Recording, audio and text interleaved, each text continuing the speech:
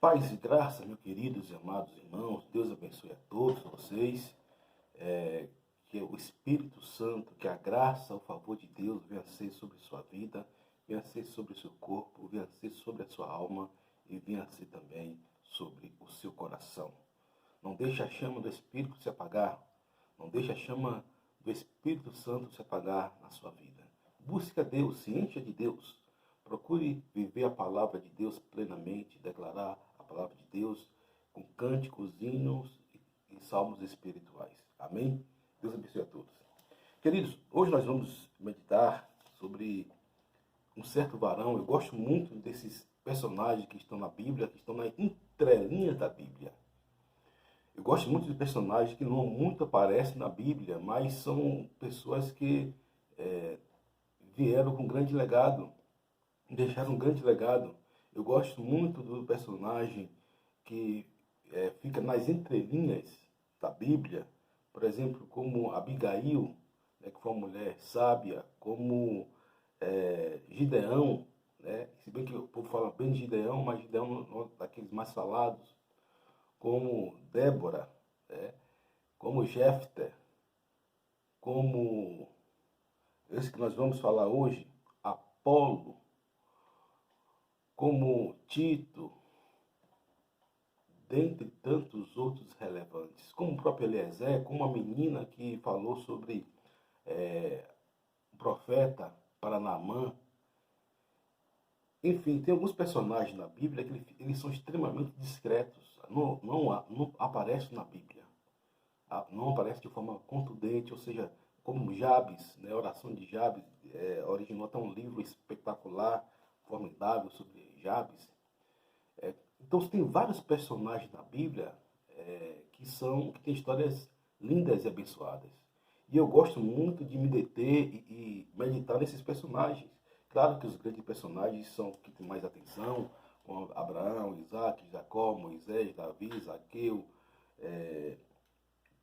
glória a Deus, né? Jesus, né? A essência de tudo.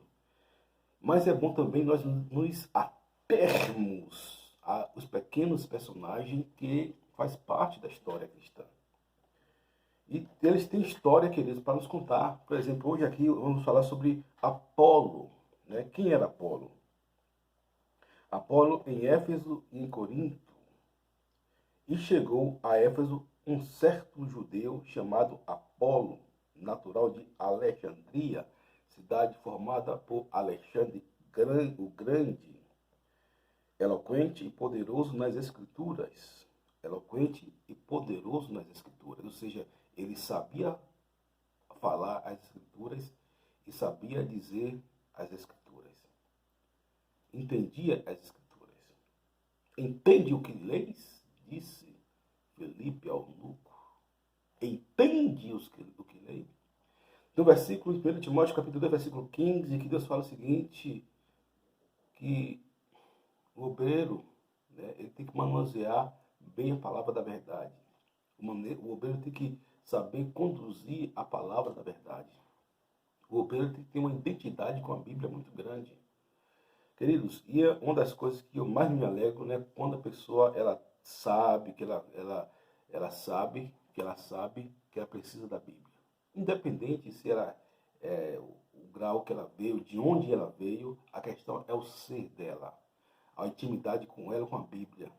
Uma coisa que eu gosto muito, sempre já tive várias pessoas que eu converso, vários homens de Deus, várias mulheres de Deus que eu converso, e uma das coisas que mais me agrada é ver o relacionamento dele com a Bíblia, a forma de ele lidar com a Bíblia, do conhecimento da Bíblia. Porque a Bíblia é a palavra de Deus. Né? Independente se ele nasceu no evangélico ou não, independente se ele sabe das religiões de A a Z, independente se ele sabe hebraico, grego, se ele é papa, se ele é arcanjo, se ele é querubim, né? Se ele é apóstolo, profeta, papagaio, periquito, o relacionamento dele com a Bíblia. Como é que ele dá com a Bíblia? Como é que ele fala com a Bíblia? Como é que ele maneja a Bíblia? Né? E isso é muito bom, porque a Bíblia fala, Osés capítulo 6, versículo 3, conheçamos e prossigamos conhecer ao Senhor. Osés 6,3, sigamos, o meu povo perece por falta de conhecimento. Meu povo perece por falta de conhecimento. Então, queridos, a necessidade de você conhecer a Bíblia é muito grande. A necessidade de você conhecer as Escrituras, isso é bom, queridos, porque você não se engana.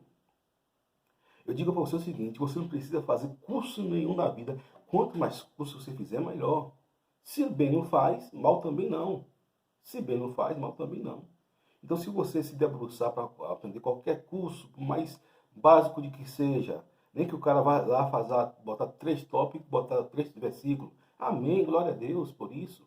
É algo proativo, algo que você quer, você tem vontade de fazer, faça. Amém, glória a Deus. Né? Agora, eu vou dizer para você, uma coisa é a palavra de Deus. É você se deter na palavra de Deus.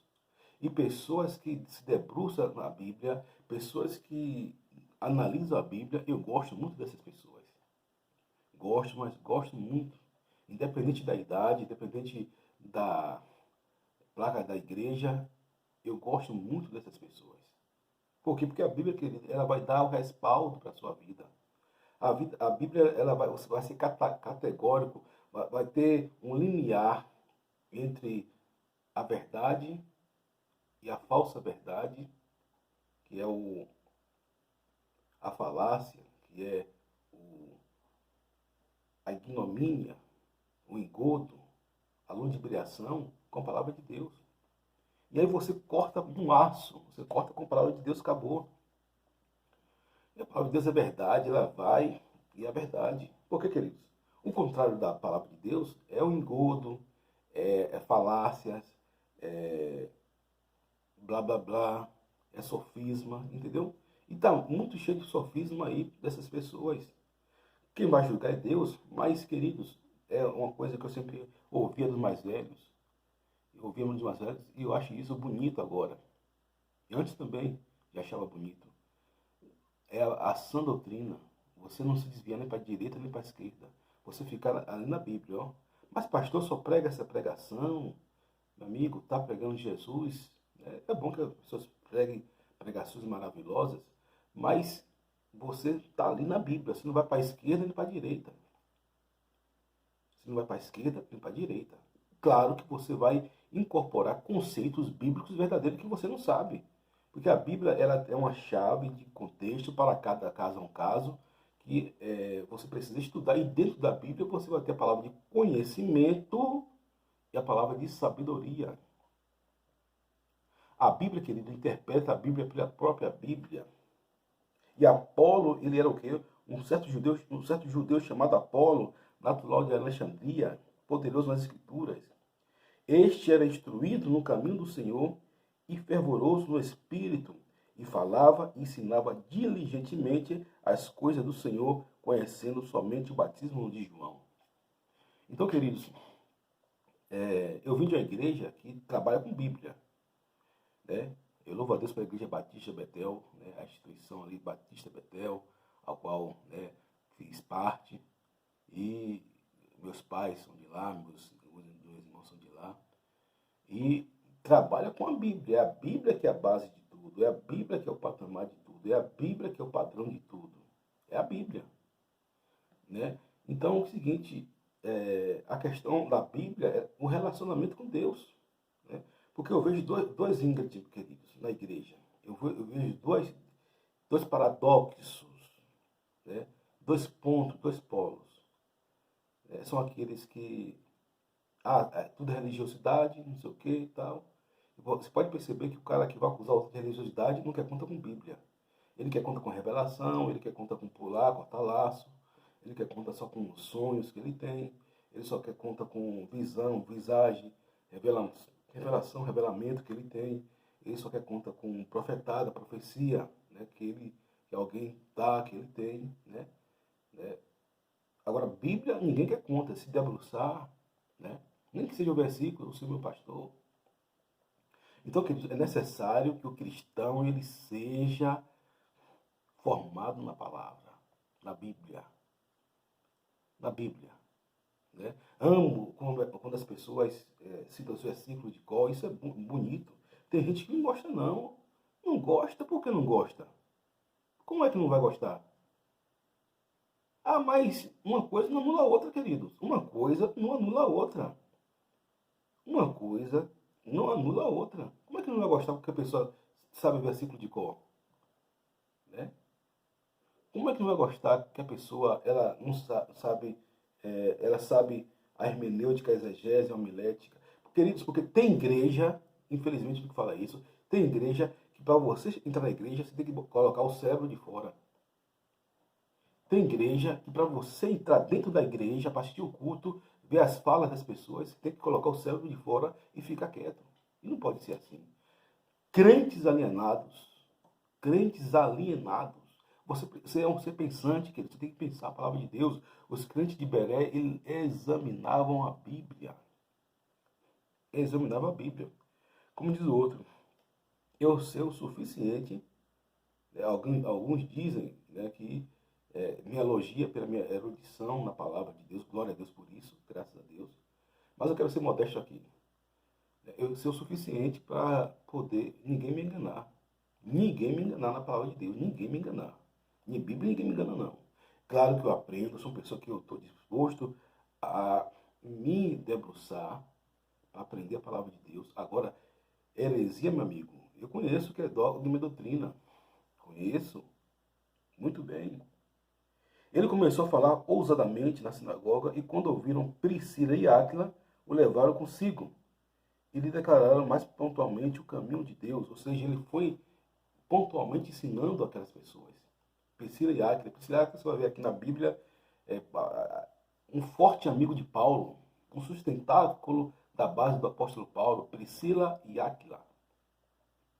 Então, queridos, e eles foram pontualmente o caminho, pontuaram. Queridos, eu gosto de pessoas que pontuam a fé cristã. Eu gosto de pessoas que levam o caminho da fé cristã. Eu gosto de pessoas que dão o discernimento da fé cristã. Eu gosto de pessoas que levam a fé cristã a sério. Né? Então, você precisa levar a fé cristã a sério. Né? Querendo eles passar a Caia, onde animaram os irmãos, escreveram os discípulos que recebesse o qual, tendo chegado, aproveitou muito aos que pela graça criam. Se você crê pela graça, você vai ter um maior desenvolvimento da sua fé. Porque, queridos, a fé, ela remove montanhas. A fé, ela traz coisas maravilhosas. A fé traz preceitos maravilhosos para nossas vidas. Então, o Apolo, ele era um homem de Deus, cheio do Espírito Santo, não aparece muito, mas muito eloquente. É certo que algumas pessoas compararam até com Apolo, a Paulo, a disputa, isso aí é errado. Queridos, quem eu sou, quando alguém já dizia, quem eu sou, quando eu sei que eu sou, me livra da desgraça daqueles que dizem que eu sou. Quando eu sei que eu sou, me livra da desgraça daqueles que dizem que eu sou. Né? Então, você é de Deus, você segue a Deus, você tem a voz de Deus, segue os preceitos de Deus. Então, fique tranquilo, querido. É isso que Deus quer. É isso que Deus ama. É isso que Deus quer ver em você. Saber quem eu sou me livra da desgraça do que dizem que eu sou.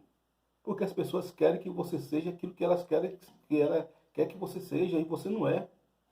E você não é. As pessoas querem que você seja aquilo que elas querem que você seja e você não é, querido. Você não é. Você tem que ser aquilo que Deus quer que você seja. Você tem que ser aquilo que Deus quer que você seja. Vivemos em um mundo onde as pessoas sabem tudo sobre as outras e nada sobre si mesmo. Querido, o que tem de especialista em outras pessoas, o cara vai dizer, olha, Osés, você falta isso, falta aquilo, você é isso assim, assim, assim, assim, assim, assim, assim. Fulano, você é assim, assim, assim, assim, assim, assim, assim, assim, assim, assim, assim. Beltrano, você é assim, assim, assim, assim, assim, assim. Tudo bem, tudo bem. Agora, por que não examina a si mesmo? Examine-se a si mesmo. Veja a sua vida como é que está, meu querido. Tudo bem, vou pegar seus conselhos. Né? Vou pegar com humildade e pegar seus conselhos. aquilo que é evidente, vou colocar em prática para melhorar a minha vida. Quantos pastores eu ouço aí, queridos? Eu li 48 livros no ano passado. 48 livros no ano passado. Desde a minha terra meninice, juventude, eu ouço grandes pregadores, os maiores do Brasil, os maiores do mundo. É um hábito que eu tenho. É o hábito que eu tenho. Claro que vai evoluindo, as coisas vão evoluindo. Porque, querido, você está falando da palavra de Deus, dê glória a Deus. Quando alguém fala a palavra de Deus, seja na rua, né, você está com tempo, alguém fala do amor de Deus, né, de dar um folheto, ainda mais você cristão, pegue. Ah, não quero não porque você é da Bíblia. Não, pegue. Pode pegar, porque ali vai fortalecer a fé do irmão. E Deus pode falar uma palavra daquele versículo. Né? Como uma história, diz que alguém queria, alguém chegou para Jesus, alguém distribuiu um folheto, né? E alguém, e o folheto tinha a história da vida dele, o cara citou Jesus. Alguém pegou um pedaço de folheto todo rasgado, aí só tinha assim, e disse Jesus. Aí o cara falou, e disse Jesus, só tinha isso no folheto.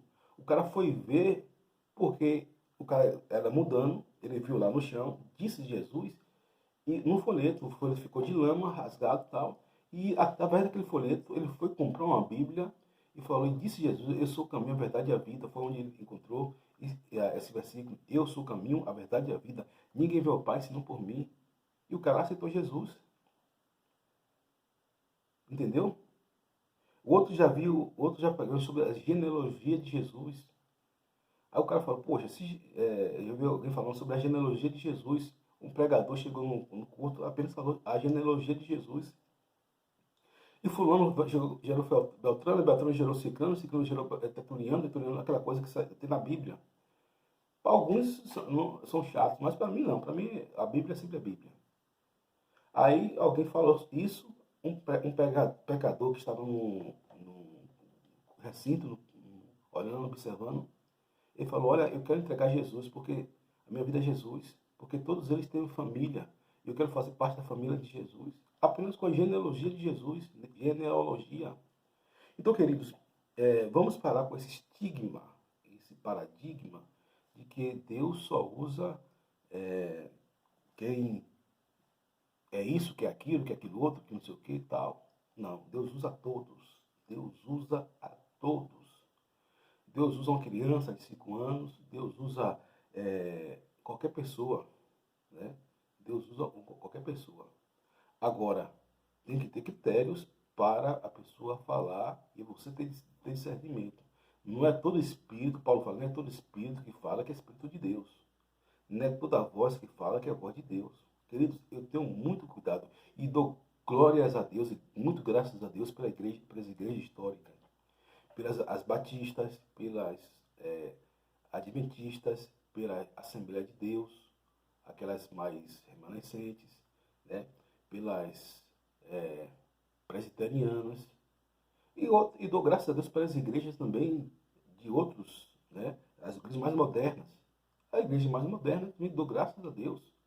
Agora, é uma complementando a outra, queridos. É que eu falo, quando eu chego na cidade e vejo uma igreja histórica, eu me alegro, sabe por quê, queridos? Me alegro porque ali está uma base da fé cristã. Começou tudo ali. Qualquer lugar no mundo onde o evangelho está se expandindo, e você for olhar, principalmente aqui nos nossos arredores, né, do Brasil, você vai ver sempre tem uma igreja evangélica que tem de 30, 40 anos. Essa igreja respeite, quando você vê essa igreja, alegre-se. Louve ao Senhor. A igreja que nós viemos, Batista, Betel, tem 50 anos. 50 anos de fundação. Meu pai e minha mãe, né, participaram, né, bem novos da inauguração praticamente dessa igreja. 50 anos de fundação. Então são igrejas que têm marcos, né? Tem igreja que tem referências. Né? Agora, é perfeita? Não existe igreja perfeita. Como também se você pegar uma igreja que trabalha, o cara, a igreja é bênção, não sei o quê, trabalha com isso, trabalha com solidariedade, trabalha com libertação de A a Z, trabalha com erudição, não sei o quê, vai ter suas falhas também. Vai ter suas falhas também. A igreja A a igreja tradicional não vai diferir em nada da igreja renovada. Não vai diferir em nada, em nada, em nada, em nada, em nada. Porque o evangelho é para quem quer, queridos. O evangelho não é para quem gosta. O evangelho não é para quem... É para quem entende que quer. Independente de placa de igreja. Você precisa compreender isso. Você precisa que o evangelho é para quem entende e quer. Você precisa compreender isso. E a graça de Deus, nós gravamos um vídeo ontem, não foi o ar, não sei porquê, mas hoje eu vou tentar colocar, é bom que você veja também esse vídeo sobre a graça de Deus. Então eu creio que vai falar muito com você. Porque com grande veemência convencia publicamente os judeus, mostrando pelas escrituras que Jesus Cristo era o Cristo. Então, queridos, não vai ser os berros que você vai provar que Jesus Cristo é o Senhor. Não vai ser dando socos no mar, pontapés, que você vai demonstrar que Cristo é o Senhor, mas através das escrituras. Se essa é uma forma de você se expressar, tudo bem. Mas não vai ser assim que você vai convencer alguém do pecado, da justiça e do juízo. Eu já cheguei em lugares que eu preguei e ninguém se converteu. Veio pessoas, pregou todo, 2, 3, 4 se converteu. E já cheguei em lugares que as pessoas, todo mundo pregou e ninguém se converteu. E eu já cheguei, no mesmo lugar eu preguei e pessoas se converteram e aceitaram o Senhor Jesus. Então, queridos, você precisa entender que o Evangelho é a graça de Deus. O Evangelho é o poder de Deus. E eu deixo falar uma coisa aqui, nós não estamos na disputa aqui, né? Nós não queremos ficar com sofismo, com filosofias vãs, com blá blá blá. O Evangelho é fácil, querido, para quem entende, para quem crê, para quem se apega ao Evangelho, para quem desce e olha pelo lado espiritual. Qualquer professor de filosofia, de teologia, eu sou pós-graduado em filosofia. Qualquer pessoa de teologia, filosofia, história pode falar da Bíblia e falar muito bem dos fatos históricos. Agora, a questão da Bíblia é essência. A questão da Bíblia é essência. Você vai ver, por exemplo, pessoas que vão falar muito bem, né, da Bíblia, e vai falar dos fatos históricos, e vai florear, e vai ter aquele vocabulário rebuscado, e fala com aquela coisa toda. Mas é sino que tine, né? É lata que soa e sino que tine. Lata vazia. Fala de boca para fora. Fala de boca para fora, não fala no espírito, né? Às vezes a emoção, e chora, e pula, e grita ali, e se emociona, e aquela coisa toda, não sei o quê. Mas não existe um amor, queridos. Não existe um amor das pessoas. Aí fica uma disputa de que fulano é errado, que eu sou certo. Queridos, aqui você não vai ver ninguém tocando pau em ninguém. Aqui você vai ver a Bíblia sendo pregada. A Bíblia sendo explanada.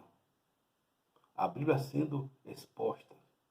E com isso as pessoas vão dar conta de si a Deus. Não estou dizendo que fulano ciclano vai para o inferno, não. Porque na soteriologia que nós estudamos no seminário, vai dizer o seguinte, que só quem pode bater o carimbo de o cara ir para o inferno ou para o céu é Deus. Acabou. E aqui não julgo ninguém, queridos. Eu, como diz o apóstolo Paulo, eu cuido da minha vida. Eu olho para a minha vida. Como diz Hebreus 12, 2, que o apóstolo Paulo, ele escrevendo, ele dá uma chamada muito grande, né? Ele diz o seguinte, versículo: portanto, nós também, pois que estamos rodeados de uma nuvem tão grande de testemunha, deixamos todo embaraço, o pecado que tão de perto nos rodeia e corramos com paciência a carreira que nos está proposta. Olhando para Jesus, autor e consumador da fé, pelo qual e pelo gozo que estava proposto, suportou a cruz, desprezando a afronta, e assentou-se à destra do trono de Deus. Então, queridos, é simplesmente isso. Simplesmente isso. É você ter essa questão de olhar para Deus. Quando Pedro estava ali, e Pedro começou a olhar, Jesus chamou Pedro para fora do barco, Pedro ia muito bem. Mas o que foi que aconteceu? Pedro, ele tirou os olhos de Jesus, e a Bíblia é clara, ele tirou os olhos de Jesus e caiu, e pereceu, e começou a afundar. Então, queridos, coloque seus olhos sempre em Jesus, porque o homem é falho. O homem, ele decepciona. E não é por maldade. Como eu ia falar que o homem não confia no homem, não é por maldade, porque o homem, ele é um ser falho. Por isso nós devemos ter misericórdia das pessoas, compaixão, falar que é muito da graça. E você vai entender o que é graça no vídeo que eu falei ontem. E vou botar o título A Escandalosa Graça. O homem é falho, o homem é pecador. E você não pode colocar sua confiança no homem, sua confiança tem que estar em Jesus. Porque o homem falha. Não estou dizendo que um homem vai, como falhar, é que ele vai cair em pecado, na institucionalização do pecado, que ele vai arranjar amantes, que ele vai trair sua esposa, que ele vai matar, que ele vai roubar. Não é isso. Às vezes você espera de um pastor e ele vai falhar. Às vezes você espera de mim mesmo e eu não vou poder ter, né, os requisitos que você tem para lhe ajudar no momento. Porque eu sou limitado. Você é limitado, todo homem é limitado. Agora Jesus não, Jesus é limitado. Jesus tem todo o poder para lhe abençoar. Jesus tem todo o poder para fazer você vencer. Então eu nunca espero nada do homem, eu espero de Deus. Nunca espero que o homem faça, espero de Deus. E Deus tocando no homem, na hora certa, o homem faz. Agora tem pessoas que estão aptas, que estão prontas, que estão sempre com o espírito para servir. Mas mesmo essas pessoas, elas são limitadas. Elas são limitadas. Por isso que nós devemos confiar plenamente em Deus. Né? Diz aqui, eu te louvarei porque de um modo terrível e tão maravilhoso fui formado. Maravilhosas são as tuas obras, e minha alma o sabe muito bem. Os meus ossos não te foram encobertos quando no oculto fui formado e crescido como nas profundezas da terra. Então, queridos, Deus já sabia, Deus ele já me via no ventre da minha mãe, Efigênia, antes de eu nascer, até quando eu fui concebido. Então, e Deus conhece minha estrutura, e Deus conhece a tua estrutura, e a Bíblia fala que Deus lembra que nós somos pó. No entanto, queridos, nós devemos confiar em Deus, nós devemos esperar em Deus, nós devemos ter a nossa vitória em Deus, nós devemos estar com os nossos olhos em Cristo Jesus. Então, não existe igreja melhor do que a outra. Não existe igreja melhor do que a outra. Não existe pastor melhor do que o outro. Não existe. Claro que se o pastor ele não corresponde com aquilo que ele, com os padrões, os protótipos ali que Timóteo fala, e é o homem de Deus, seja marido da sua mulher, apto ao ensino, tal, aquelas coisas todas, nem começa a conversar. Para início de conversa, ele não é pastor. Pastor, ele dá a vida para as suas ovelhas. O pastor ele está apto. O pastor ele tem que ter todo um padrão, um arquétipo, um protótipo, né, para ser pastor. Se o cidadão ele se torna pastor ou por orgulho, por vaidade, ou por algo que venha ele desejar no futuro, né, e ele não corrigir isso, porque ele pode começar mal e terminar bem, ele pode corrigir, né, ser tocado por Deus e corrigir, Deus transformar ele em um grande pastor. Mas se ele continuar no resto, o problema é dele. Então ele não é pastor, ele é lobo. Para as ovelhas, Deus designa as ovelhas rebeldes, que são a grande maioria, se vai ser salvo ou não, problema, não é problema meu, isso é com Deus. Mas a grande maioria das pessoas das igrejas, 90% dos crentes, queridos, é o que eu vejo, 90% dos crentes, pelo menos no Brasil, são rebeldes, são bodes, 90%. Infelizmente. Está no mesmo patamar do mundo. Mesmo patamar do mundo. Apostasia, a tirada dos marcos bíblicos, o sincretismo, o nominalismo, permeia essas pessoas. Infelizmente é uma verdade. E para os líderes, agora eu quero que os líderes, muitos deles, a maioria deles, por mais limitado que seja, né, aquelas ovelhas, né, aqueles pastores, são pessoas que dão a vida para essas ovelhas. Agora não é obrigado a conhecer tudo. Agora o que falta no líder, e eu me proponho a isso na minha vida, é conhecimento, a santidade é prática que ele tem que ter, o cristão natural tem que ter santidade que dirás o líder. Buscar o conhecimento e buscar, queridos, aprender, conhecer mais, buscar a verdade, buscar, né, a se aprimorar para que ele venha crescer. Porque tem líder que ele chega a um patamar que ele não quer crescer mais. Outros não querem crescer, outros não querem crescer. Tem um que não quer crescer mais porque achou que está tudo bom. Outros não querem crescer por causa do orgulho, por causa da vaidade, da soberba. Que só ele tem a palavra da certa, só ele tem a palavra da razão, só ele sabe tudo, só ele é isso, só ele é aquilo, só ele é aquilo outro e tal. E não ouve as outras pessoas. Não, meu querido. Nós devemos ouvir a todos, seguir a todos, né? Ouvir a todos, seguir a todos e examinar tudo até que eu bem. Se chega para mim, uma criança de 5 anos, tio, ore mais, meu amigo, eu vou dar glória a Deus. Eu tenho 42 anos. Eu vou dar glória a Deus para aquela criança que me ensinou ali, me inspirou a orar mais. Então, queridos, que você venha a ser como Apolo, firme na palavra, forte na palavra, como os crentes de Bereia, firme na palavra, forte na palavra, e para que o nome do Senhor venha a ser glorificado na sua vida. Amém? Que Deus lhe dê um final de semana abençoado. Né? Vá para a sua igreja. Se você não for para a sua igreja, assista às lives poderosas, que Deus vai falar contigo. Ore ao Senhor, busque ao Senhor, cante louvores, cante hino de louvor ao Senhor, cante hino de adoração, né? Faça declarações poderosas. Shalom, Deus abençoe, amém e amém. Graças a Deus.